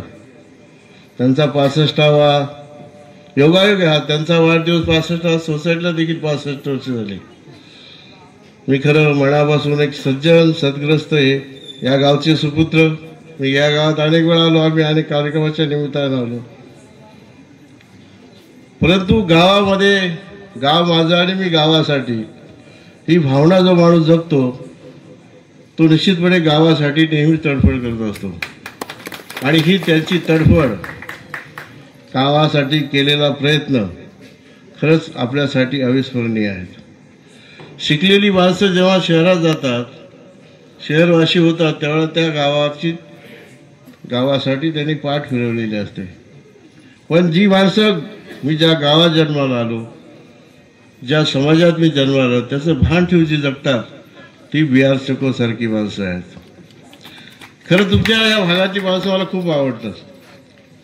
ती या अर्थाने आवडतात. मी मुंबई पुण्याला अनेक व्यवसायाच्या निमित्तानं, नोकरीच्या निमित्तानं माणसं मुंबई पुण्यामध्ये आहेत. पण त्या सर्वांचं लक्ष मात्र आपल्या कुटुंबाकडे आहे, आपल्या आईवडिलांकडे आहे, आपल्या शिकत असलेल्या लहान बहीण भावांकडे आहे. ही फार सुदैवाची बाब आहे. मला असं कुठे ऐकायला मिळालं नाही की तो शिकला, सवरला, मुंबईला गेला, तिकडचा झाला, पण तो आम्हाला मदत करतो आहे. आमचं घर काही वेळेला तो या ठिकाणी असलेला हा आपण खरं हा दुष्काळी पट्टा आहे. आणि याचं भान या सर्व लोकांच्या मनामध्ये आहे, याची एक चांगली जाणीव मला नेहमीच पाहायला मिळते. खरं म्हणजे या ठिकाणी चर्चा झाली, चकोर साहेब म्हटले खरं हा चिंतन करण्याचा विषय आहे, पाठपणाचा विषय. बरोबर, आपल्या भागाला गरजेचं आहे, हे बरोबर आहे. पण या करण्यासाठी ज्याने ज्याने प्रयत्न केले त्यांना आपण कसं विसरतो याचं विश्लेषण त्या ठिकाणी झालं. खरं जे कानोडे पाटलांनी अत्यंत सुंदरपणे त्याचं विश्लेषण केलं, इसाप नीतीतल्या गोष्टी सारखं, की तो बोकडे असताना त्याला कुत्रच म्हणावं लागतं आणि शेवटी सोडून द्यावं लागतं वैतागून. आणि जेव्हा खोटं बोलला माणूस कीच, खोटं बोल पण रेटून बोल, आणि चांगली माणसं देखील त्यामध्ये भरली जातात. त्याचं मूर्तिवंत उदाहरण म्हणजे काय आहे ते तुम्हाला माहीत आहे. म्हणजे एक चूक किती होते, म्हणजे थोरात साहेबांचा पराजय हा दिल्लीपर्यंत गाजला गेला. म्हणजे राहुल गांधीला देखील वाटत नाही की हा माणूस निवडून येणार नाही. जो विरोधी पक्ष नेता आहे राज ठाकरे सुद्धा अनेक ठिकाणी म्हटले, आमचे उद्धव साहेब पण म्हटले. कसे काय पडले ते त्यांनी मला विचारलं. राज ठाकरे बस सभेत मध्ये म्हटले. हा एक चिंतनाचा विषय जसा देश पातळीवर झाला तर आपल्या तालुक्यात आणि आपल्या या सभेत व्हायला काहीच हरकत नाही. याचा गांभीर्याने खऱ्या अर्थाने विचार केला पाहिजे. कोणी पण असू देत, काम करत असताना मग तो खासदार असेल, मंत्री असेल, आमदार असेल, त्याच्या काही मर्यादा ठरलेल्या असतात. मंत्री जरी असला त्याला काही लगेच ते बजेट काढून लगेच आपल्या खिशात घालता येत नाही किंवा आपल्या गावात आणि भागात पाठवता येत नाही. त्याला काही नियम ठरलेले असतात, रूल्स असतात. त्या रूलच्या आणि नियमांच्या पलीकडे जाता येत नाही, इच्छा असून देखील. तरी देखील अनेक माणसं आपलं सतत काम करत असतात आणि मला असं होतं या भागामध्ये सांगितल्याप्रमाणे निळवंडचं पाणी आणायची तडफड आपल्या थोरात साहेबांनी प्रचंड केली. त्याचं कारण लिफ्ट इरिगेशनच्या केलेल्या मंजुऱ्या. या भागाला लिफ्टनं पाणी मिळालं पाहिजे ही त्यांची चाललेली तडफड होती. आज तुमचं या ठिकाणचं जे मागणं आहे ते खरं वास्तव आहे. मी सुद्धा सुरुवातीला या बाबतीमध्ये की निळवंड्याचं पाणी या भागाला दिलं पाहिजे या मताचा मी आहे. 2015-16च्या दरम्यान याच्यावर आंदोलन करावं अशा प्रकारची एक मीटिंग मला तर पिंपळ्यामध्ये पण आम्ही चर्चा केली होती. त्यावेळेला बरेच माणसं या ठिकाणी बोलवली होती. पण त्याच्यामध्ये देखील काही अनंत अडचणी आहेत, झालं नाही. आणि भोजापूरच्या पोटचाऱ्या असतील, त्याची दुरुस्ती असेल, याच्यामध्ये विचार करता करता असं लक्षात येते साऱ्या भागाचा. आणि चकोर साहेब म्हटले की आपल्या भोजापूरच्या धरणावर या भागाला अवलंबून राहणं आता भविष्यकाळात अवघड ठरणार आहे. आणि म्हणून या ठिकाणी मी आपल्या सर्वांना सांगू इच्छितो की हे पश्चिमेकडे वाहून जाणारं जे पाणी आहे, हा नदी जोड प्रकल्प जो केंद्र सरकारचा कार्यक्रम आहे, यामध्ये या वरच्या भागामध्ये मग ते तापी खोरा असेल, गोदावरी खोरा असेल, प्रवरा खोरा असेल, मुळा खोरा असेल, 24 धरणं होणार आहेत. आज जेवढं पाणी मग त्या मुळेच्या डॅममध्ये असेल, भंडारामध्ये असेल, गोदावरीमध्ये असेल, दारणामध्ये असेल, वैतरणामध्ये असेल किंवा मधमेश्वरामध्ये असेल, याच्यापेक्षा 10 पट पाणी उपलब्ध होणार आहे. आणि म्हणून माझी मागणी अशी राहील की जे काही 24 प्रकल्प मला जी माहिती मिळालेली आहे की 24 प्रकल्प भविष्यासाठी नदी जोड प्रकल्पाच्या माध्यमातून मंजुरीच्या प्रकल्पामध्ये आहे. आणि प्रवरेच्या वरती हिवरा नाला जो आहे साम्रत अकोल्याच्या मध्ये मी तिथे जाऊन आलेलो आहे, माझा तालुका आहे. ते झालं तर काही टीएमसी पाणी त्या ठिकाणी मिळतं. आणि म्हणून हे उपलब्ध होणारं पाणी आहे, गोदावरी खोऱ्याचं असेल, प्रवरा खोऱ्याचं असेल, मुळा खोऱ्याचं असेल, त्या भागाला ते मिळालं पाहिजे अशी मागणी आपल्याला रेटावी लागणार आहे, ठेवावी लागणार आहे. या प्रकल्पाची सुरुवात होतानाच अशी चर्चा केली गेलेली आहे की हे पाणी मराठवाड्याला न्यायचं आहे. तुम्ही मराठवाड्याला निश्चितपणे न्या, परंतु इथे आमचा भाग अनेक वर्ष हा निमोनचा पट्टा दुष्काळी आहे, पर्जन्य छायेगावचा भाग आहे. अनेक ठिकाणी निळवंड्याचं पाणी मिळालं नाहीत, पात्र असून वंचित आहे तो भाग असेल. कोपरगावचा अनेक भाग असा आहे की त्या ठिकाणी आजही पाण्याची गरज आहे. पूर्वी ब्रिटिश काळामध्ये सगळे ब्लॉक दिले होते, 12 पाई दिले होते. आज सर्व ब्लॉक 8 पाई झालेले आहेत, पाणी कमी मिळतं म्हणून. मग ते राहता तालुक्यामध्ये असेल. आणि म्हणून या सर्व गोष्टीचा विचार करता आमच्या भागाला हे पहिलं पाणी मिळालं पाहिजे अशी आग्रही ठोस भूमिका थोरासाहेब आपल्या सर्वांसह याच्यासाठी ठेवावी लागणार. भले उद्याच्या कालखंडामध्ये याची आंदोलन करण्याची वेळ आली तरी आपल्याला रस्त्यावर यावं लागेल असं मी या ठिकाणी जाहीरपणे करतो. आणि मग थोडा अनुभव असा आहे की पिंपळ्याला कार्यक्रम असला का पाऊस येतो. तुम्हाला जुन्या लोकांना आठवलं सहसा ते.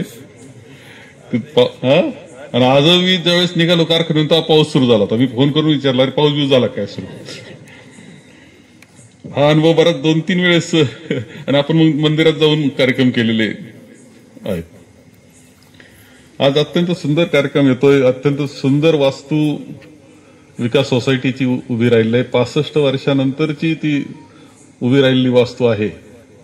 नियोजन अत्यंत चांगल्या पद्धतीने, कामं मला चांगलं दिसलं. माझी नजर थोडी बसलेली बांधकामावर.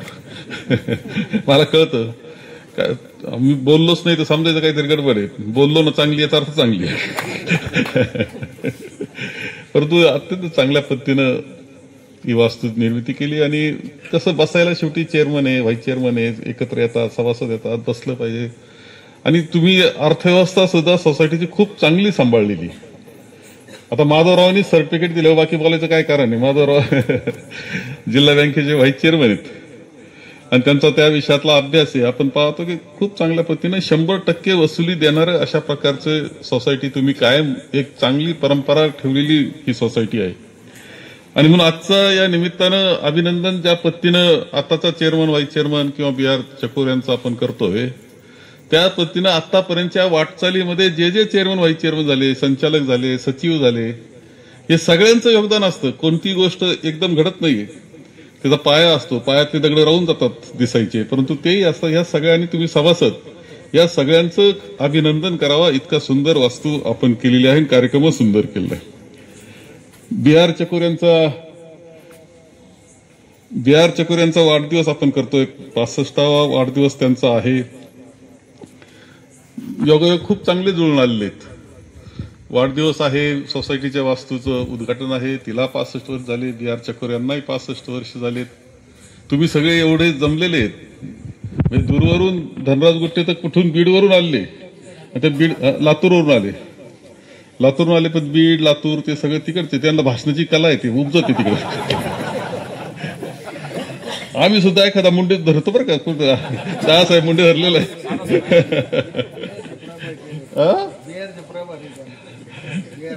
असं ना. हे म्हणजे ते निवडणूक चालू असताना ते इथं आले, ते लक्षात घ्या. परत बिहारचे प्रभारी आहेत ते. ह्या सगळ्या याच्यातून BR चकोर यांचं वैशिष्ट्य आहे. चकोर साहेब आपण म्हणत असतो त्यांना. BRचं बी काय विचारलं तर कोणाला सांगते परंतु BR चकोर साहेब आपण सगळेजण म्हणतो. आणि एक लाडकं व्यक्तिमत्व, आपल्या सगळ्यांशी मिसळलेलं, एकरूप झालेलं अशा प्रकारचं त्यांचं आहे. शिक्षण शेवटी शेतकरी माणसं आहे आपण, शेतकरी कुटुंबातलं शिक्षण त्या काळामध्ये. आता 60 साली म्हणजे ते त्यावेळेस हायस्कूल कुठं केलंय, निमोनलाच केलं असेल, निमोनला केलं हायस्कूल, नंतर इंजिनिअरिंग कॉलेज. आणि तुम्हाला खरं सांगतो का ते ME स्ट्रक्चरल आहे बरं का. स्ट्रक्चरल याच्यामध्ये इतकं अवघड असतं की तुम्ही आर्किटेक्ट काही प्लॅन करेल, असा कर, आताशी बांधा इमारत, अशी बांधा, पण ती इमारत उभी कशी राहणार हे ठरवायचं ठरलं तर स्ट्रक्चरल इंजिनियर असतात. इतकं ज्या काळात ते स्ट्रक्चरल ME इंजिनियर झाले, त्यावेळेची परिस्थिती अशी की ते शॉर्टेज होतं. आपल्या कुठलाही याला पुण्या मुंबई कुठेतरी जाऊन ते स्ट्रक्चरल इंजिनियर फॉर्मला गाठावं लागायचं, त्याच्याकडून ते प्लॅन तयार करावा लागायचा. अशा वेळेस ते होते. आणि त्यांना गमतीनं मी म्हणत असतो का ते पुणे मुंबईत थांबले असते तर काय कुठच्या कुठं झाले गेली असती गंमत. तर त्यांनी आपल्या इथं काम करण्याचं ठरवलं, मातीत काम करायचं ठरवलं. आर्किटेक्टच्या याच्यामध्ये इतकी विद्वत्ता व्यवस्थित पद्धतीनं. आता जेवढे मंदिरं होत आहेत ना, बरोबर महाराज बाबा त्या उपजत एक कला आहे. आणि तेव्हा त्यांचं शांतिगिरी महाराजांच्या बरोबर एक जिव्हाळ्याचं नातं त्या संपूर्ण संप्रदायाबरोबर त्यांचं आहे. त्यांच्या सगळ्या मंदिरांना त्यांचं BR चकोर यांचं मार्गदर्शन आहे. एवढंच नाही तर बुवाजी बाबरचं तिकडच्या मंदिराचं सुद्धा डिझाईन खूप छोट्या जागेत सुंदर कसं बसवायचं हा मोठा प्रश्न होता. त्यांनी ते बसवलेलं आपल्याला दिसतंय. आणि हे सगळं आहे. आणि एवढंच नाही तर खरं म्हणजे अनेक इमारती कसली थीन कसलं काय आनंदाच्या ते एक वास्तू आपल्या म्हणण्याप्रमाणे उभी राहिली. हे काही कमी नसतं बरं का, लक्षात ठेवा. ती कायमची होत असती, पिढ्यानपिढ्याची होत असते ती वास्तू. आपल्या म्हणण्यानं आपण आर्किटेक्ट याचा खूप आनंद असतो. आणि इथं उदाहरण माधवरावांनी दिलं का ते खरं आहे की जो साखर कारखान्याची इमारत ती आता झालेली आहे ती मुद्दाम तुम्ही जाऊन पाहिली पाहिजे. कसं असतं का आपला साखर कारखाना सुद्धा आता म्हणजे 58 गळीत हंगाम आपण करतोय. इतके वर्ष आणि त्याच्या अगोदरची इमारत होती अकाउंट ऑफिसची, ती मातीत आणि विटातच होती. कोट्यवधी रुपये ते दिले आपण शेतकऱ्यांना देत होतो. पत्रे दरवर्षी बदलायचो व खरून गळायचे. 10ची म्हणजे भाऊसाहेबांची इच्छा होती. माधवराव त्याकरता म्हणत होते का अरे बरं वर्ष आलं ना का ती इमारत करून टाका बरं एक चांगली. आणि जसं तुम्ही बरं वर्ष आलं का चांगला बंगला, आता सगळे बंगलेच कार्यक्रम झाले सगळ्या बंगल्यांची. याची ही अपेक्षा साहजिकपणे होते. त्याची जबाबदारी BR चकोर साहेबांवर दिली. तुम्हाला सांगतो अत्यंत सुंदर, म्हणजे तुम्ही हवा तिथली उजेड काय निसर्गता सगळं तुम्ही लाईट नाही लावली तरी ऑफिस चालू शकतं. तुम्हाला सांगतो हवा एवढी मोकळी, पंखा लावायची गरज नाही, अशा पद्धतीने सगळं नियोजनच इतकं सुंदर पद्धतीने केलंय, इतका सुटसुटीतपणा त्यामध्ये आहे. आणि आमचे सुभाष सांगळे होते बांधकामाला, अशी जोडी तुमचीच लावली ती तळेगाव भागाचीच. अत्यंत चांगलं काम हे झालेलं आहे. म्हणजे आता तो आमचा राजवर्धन जो आहे मुलगा माझा, तो कोलंबिया विद्यापीठामध्ये आर्किटेक्टची मास्टर डिग्री घेतलेली त्यांनी. आणि त्याचा अभ्यास त्यातला जरा वेगळा आहे, आपल्या आर्किटेक्टपेक्षा तो जरा वेगळ्या लाईनवरचा आर्किटेक्ट आहे. त्यानं फिरून पाहिली आणि तासभर आल्यावर मी त्याला गाडीत बसले, म्हणलं तुला काय वाटलं रे? म्हणजे छान झाली बरं का, एकदम सुंदर झालं म्हणे, आर्किटेक्ट चांगलं, काम चांगलं. म्हणजे त्याला जी नजर आली जगातल्या इमारती पाहणार गडी तो. तेव्हा हे कसं आहे का आपल्या मुलांमध्ये सुद्धा खूप गुण आहेत, खूप गुण आहेत. खरं आपण काय शिकायचं याच्यातून की आपले जे लहान मुलं असतील त्यांच्यामध्ये सुद्धा गुणी मुलं आहेत, ते सुद्धा लौकिक आपला देशात जगात वाढवू शकतात, इतकी ताकद त्यांच्यात आहे. फक्त त्यांना ती संधी देणं एवढंच. खरं म्हणजे बी.आर. चकोरांच्या वाढदिवसाच्या निमित्तानं एक संदेश काय की आपल्यातही भारी पोर आहेत, लक्षात ठेवा, आणि त्यांना बाहेर गेले पाहिजे. ते ज्या पद्धतीनं इथे खासदार साहेबांनी एक गोष्ट सांगितली की तुमचं वैशिष्ट्य आहे, मला आवडतात, कुठं मुंबईला भेटतात, कुठं भेटतात. किती कष्ट केले एका पिढीनं तुम्हाला सांगतो, हमाली किती केल्या रे, सगळे लाल डगले, ते कठीण परिस्थिती. आमच्या पाटलांना नाही जमलं, पण तुमच्या पाटलांना जमलं. म्हणजे आता आमचं बरं झालं मंगल कार्यालय सुरू केल्यापासून. काय किती कष्ट होते त्या, तुम्ही विचार करा बरं का. बरोबर आहे, वंजारी समाजाचं नाव म्हणायला काय हरकत नाही का, किती कष्ट ते, हमाली काय, कुठं काय काम केले त्यांनी. कोणी ड्रायव्हर झालं, कोणी काय झालं, ते मुंबईमध्ये घुसले, अगरबत्ती काय. अजून सुद्धा ब्रिज कॅन्डी पुढे फळं घेऊन बसणारे आपले, हे मला माहित नव्हतं. हा तर ह्या सगळ्या ह्याच्यातून त्यांनी काय केलं मुलांचं. आता काल मला आपलेच मुलं भेटले, मी काल राजधानीनं आलो, ते 5-7 जण लगेच पळत आले.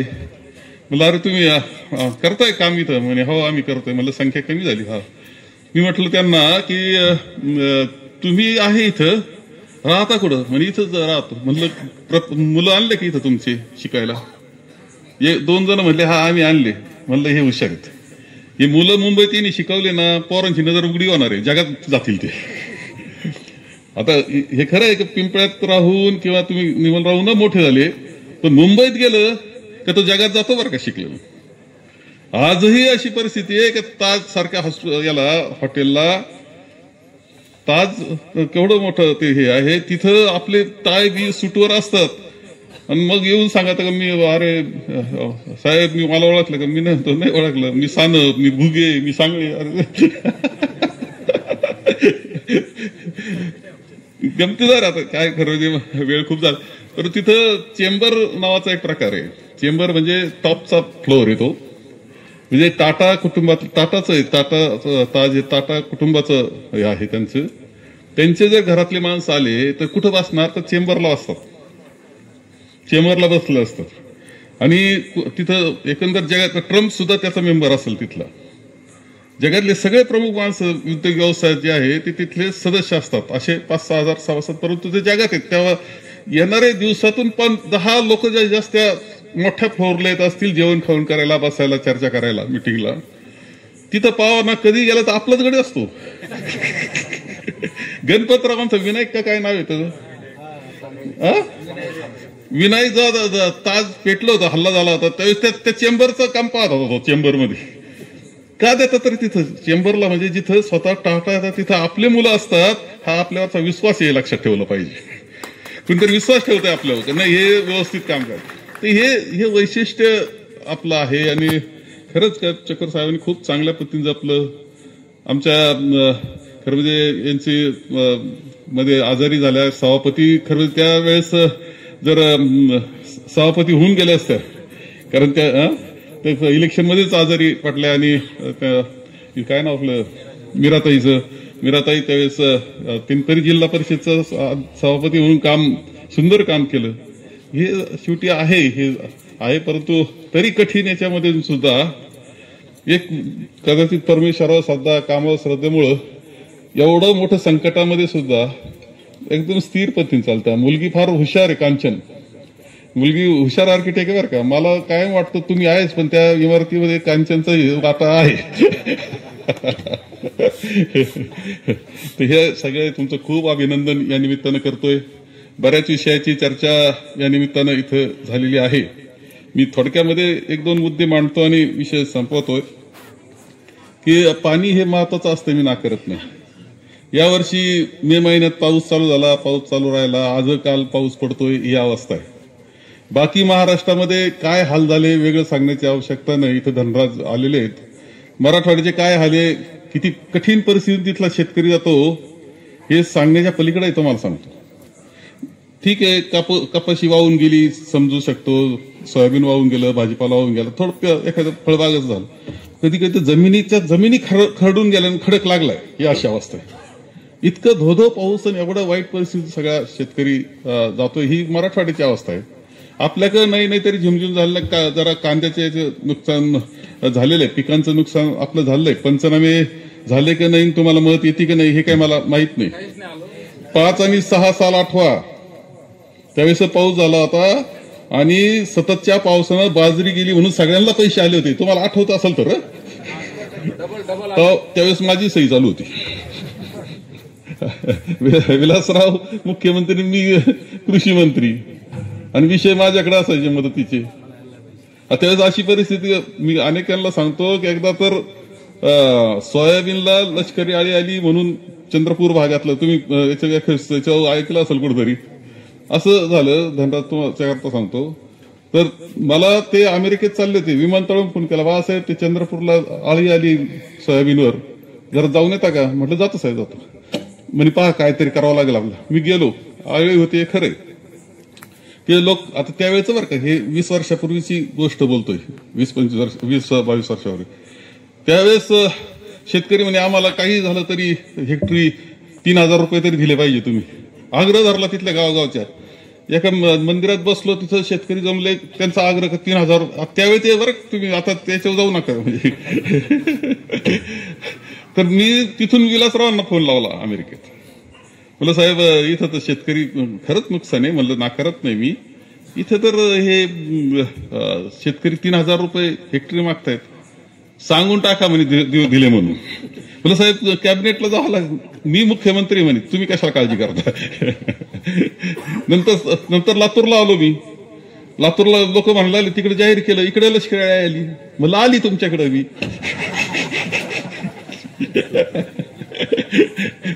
त्यावेळेस काय विलासराव काय आपण शेतकऱ्यालाच देतोय ना रे, द्या ना, काय बिघडते.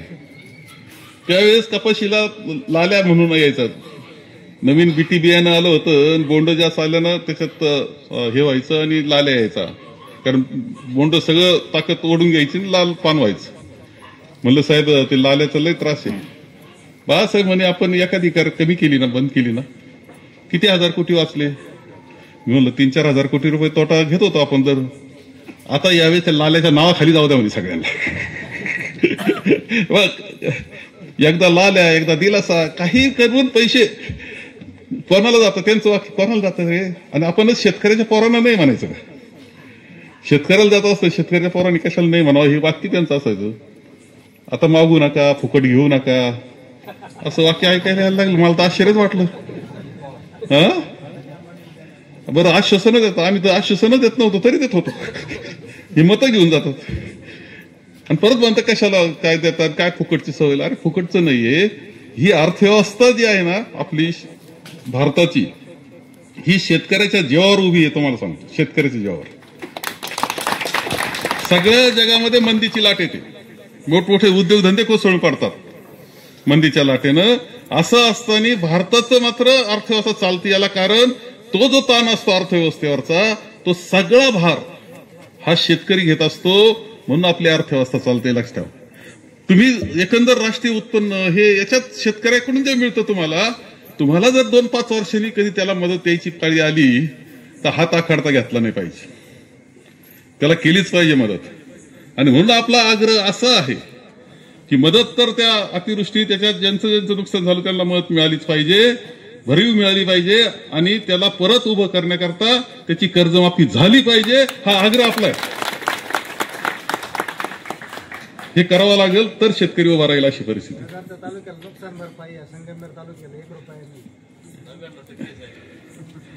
जेव्हा सततच्या पावसाने नुकसान झालं का नाही आपलं, ठीक आहे. आता ही तर परिस्थिती आहे, आपला आग्रह राहणार आहे, यापूर्वी मी बोललेलो आहे. आता पाऊस विषय निघाला होता त्याच्यामध्ये की यावर्षी काय झालं, भोजापूरला मे महिन्यापासूनच पाणी यायला सुरुवात झालं, पाणी गेलं तिगावपर्यंत, कार्यक्रम मोठे झाले. उद्या परत काहीतरी कार्यक्रम आहे.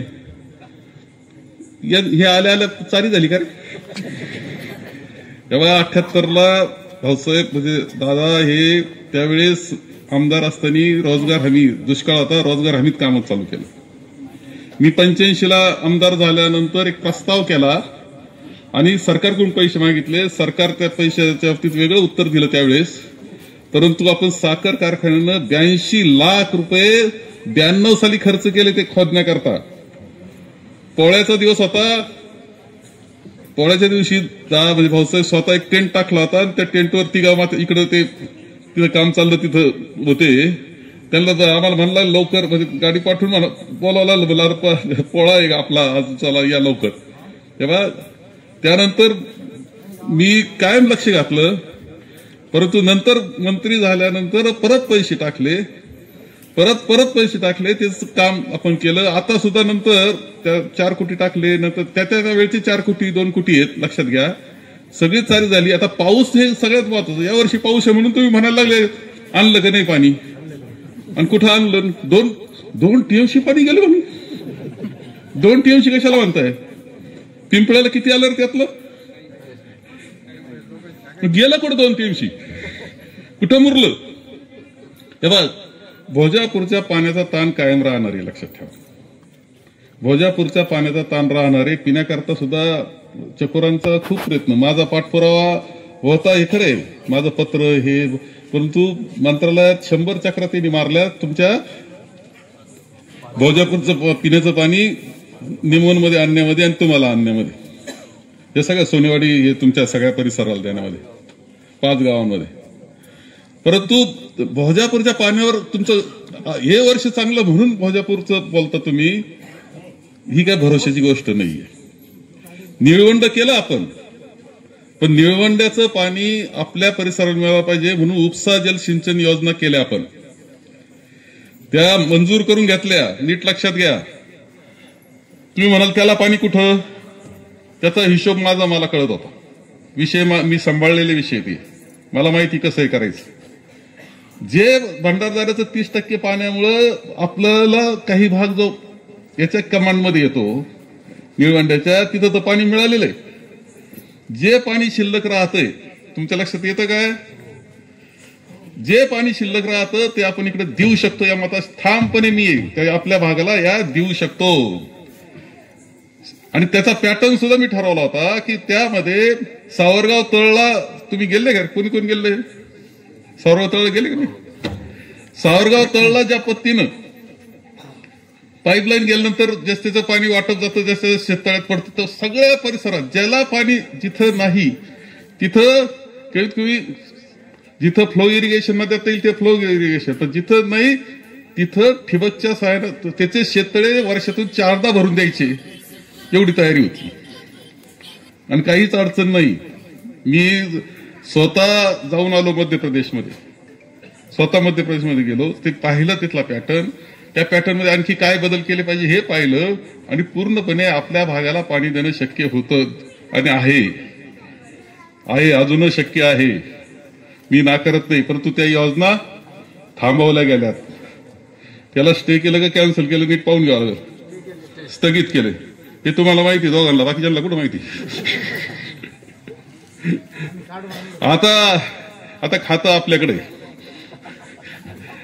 त्यामुळे व्हायला काहीच अडचण नाही असं माझं मत आहे बरं का. व्हायलाच पाहिजे. निळवंड विसरू नका. हे भोजापूरचा गाजावाजा एवढ्या करता की निळवंड विसराव म्हणून फसू नका. तुम्हाला सांगतो, खरं सांगतो तुम्हाला, अनेशा खातं आहे ना तर उपयोग झाला पाहिजे. तुम्ही ते खासदार साहेब चांगलं सांगितलं, पश्चिमेचं पाणी पूर्वेला काही हरकत नाही, खूप चांगली कल्पना मांडलेली आहे, ते येईल तेव्हा येईल. आम्हाला इकडचं एवढं द्या, मग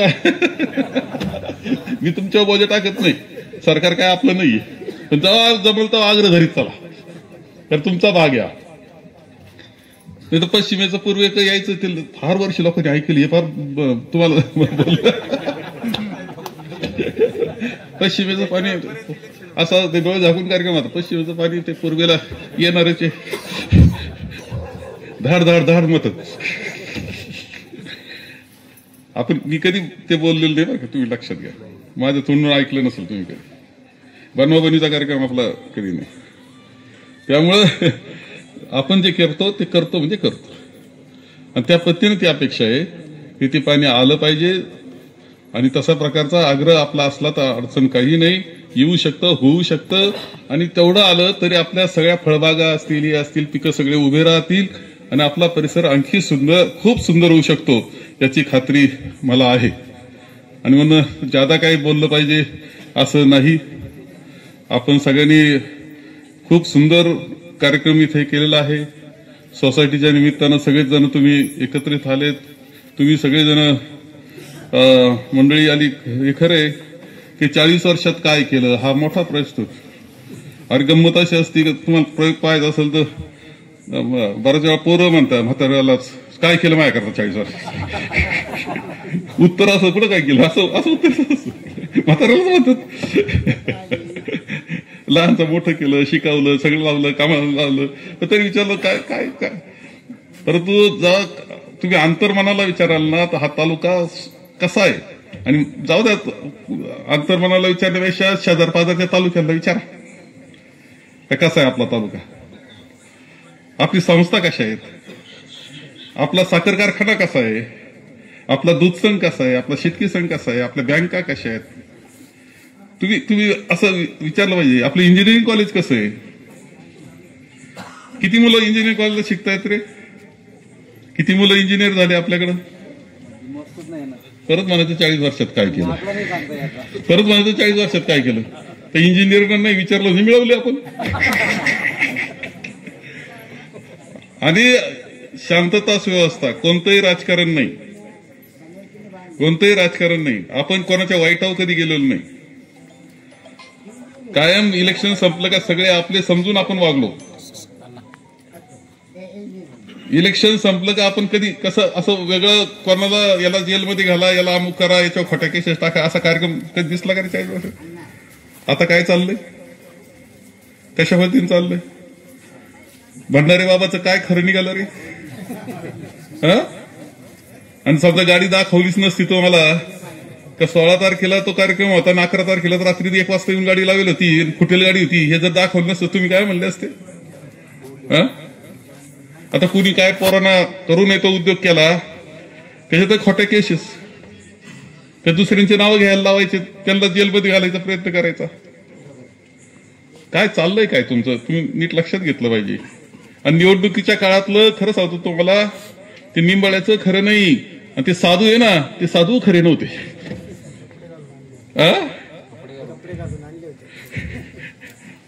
काय सांगायचं.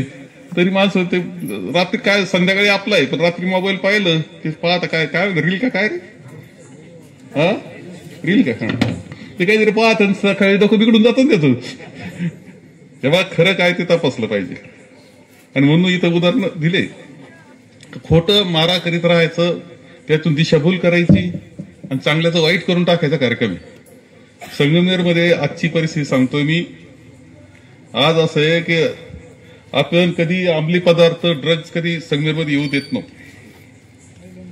आता काय अवस्था आहे माहिती तुम्हाला, कुठून आले, कसे येतात. त्या ड्रग्जवाले आता एसटी स्टँड पुढे जो ड्रग्जचे विक्रेते आहेत मोठे माफिया, ड्रग्ज माफिया, ते सभा करायला लागले तुमच्या पुढं.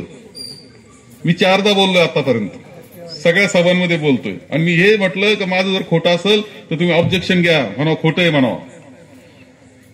हे सगळं हप्तेबाजीतून सुरू झालेल्या गोष्टी आहेत. हप्तेबाजीतून तुमचे फ्लेक्स पाहून आम्हाला काय करायचं होतं.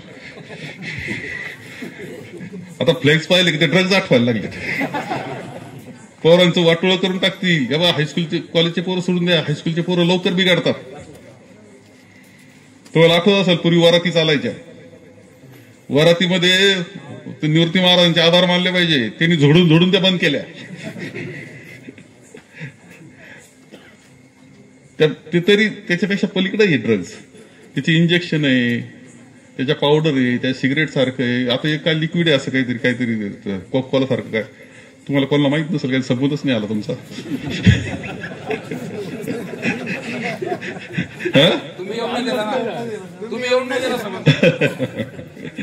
ते सगळं आलंय ना, धाड धाड धाड येऊन राहिलंय.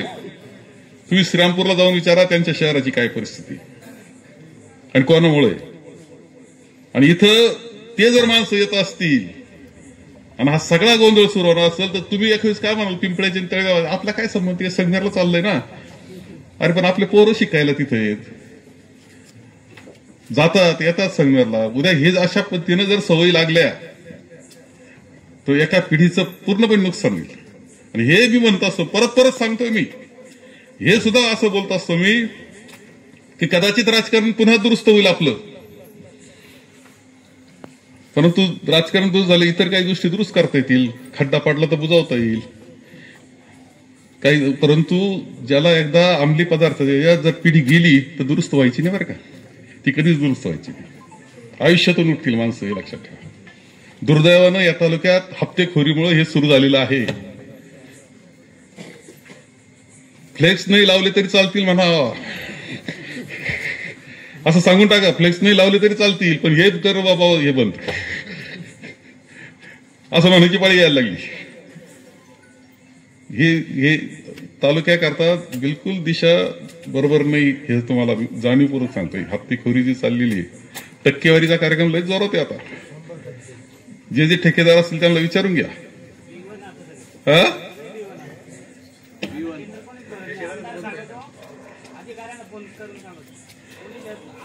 हे मी असं दाखवय, 40 वर्षामध्ये आपण कोणाच्या चहाची निपताळी करे.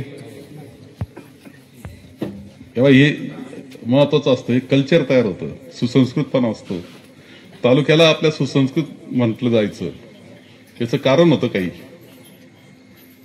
एकदा शिर्डीला एक जण गेला आपला गावचा एका, आणि तिथे दुकानदार कुठून आले पाटील, तुम्हाला संगमेर तालुक्यातून आले. असं, हा सज्जन तालुक्यातून आले तुम्ही, असं म्हटलं जायचं ना रे आपल्याला. हे सगळं आहे. आणि म्हणून माझं मत आहे की खूप काळजी तुम्ही घेतली पाहिजे. येणाऱ्या निवडणुका येणार आहेत, पुन्हा आता स्थानिक स्वराज्य संस्थांच्या निवडणुका येणार आहेत. आमचा प्रयत्न राहणार आहे, एक प्रामाणिक प्रयत्न करायचा आहे की जे बिघडलेलं आहे ते दुरुस्त करण्याचा. हा प्रामाणिक प्रयत्न आहे. तुम्हाला सांगतो, आपले विरोधक असतील ना, त्यांनी सुद्धा जाणीवपूर्वक पाहावं आहे. विरोधक असतील तरी की मी बोलतो ते खरं आहे का खोटं आहे. आणि जर त्यांना वाटत असेल का ते चुकीचं दिशेने चाललंय तर ते थांबवण्याचा प्रयत्न त्यांनी सुद्धा केला पाहिजे. हे लक्षात घ्या, सगळ्यांनी मिळून केला पाहिजे. तसा तो करावा ही अपेक्षा साहजिकपणे मी आपल्याकडून सगळ्यांकडून करील. सोसायटीच्या सगळ्या त्यांच्या कारभारी जे त्यांना आणि तुम्हा सभासदांना खूप शुभेच्छा देतोय. चकोर साहेबांना मी भावी जीवनाकरता खूप शुभेच्छा देतो आणि माझे 2 शब्द संपवतो. धन्यवाद. सर्व कार्यकर्ते आणि गावातील ग्रामस्थ आपण सर्वजण या ठिकाणी उपस्थित राहिला आणि या कार्यक्रमाची शोभा वाढली, त्याबद्दल मी आपल्या सर्वांचे आभार मानतो. आणि सर्वांना एक विनंती करतो, आज एकादशी निमित्त फराळाचा कार्यक्रम ठेवला आहे. सर्वांनी प्रसाद घेतल्याशिवाय कुणी जाऊ नये अशी आपल्याला विनंती करतो. या ठिकाणी सर्वांसाठी उपवासाचं फराळ आहे. आपल्याला सर्वांना विनंती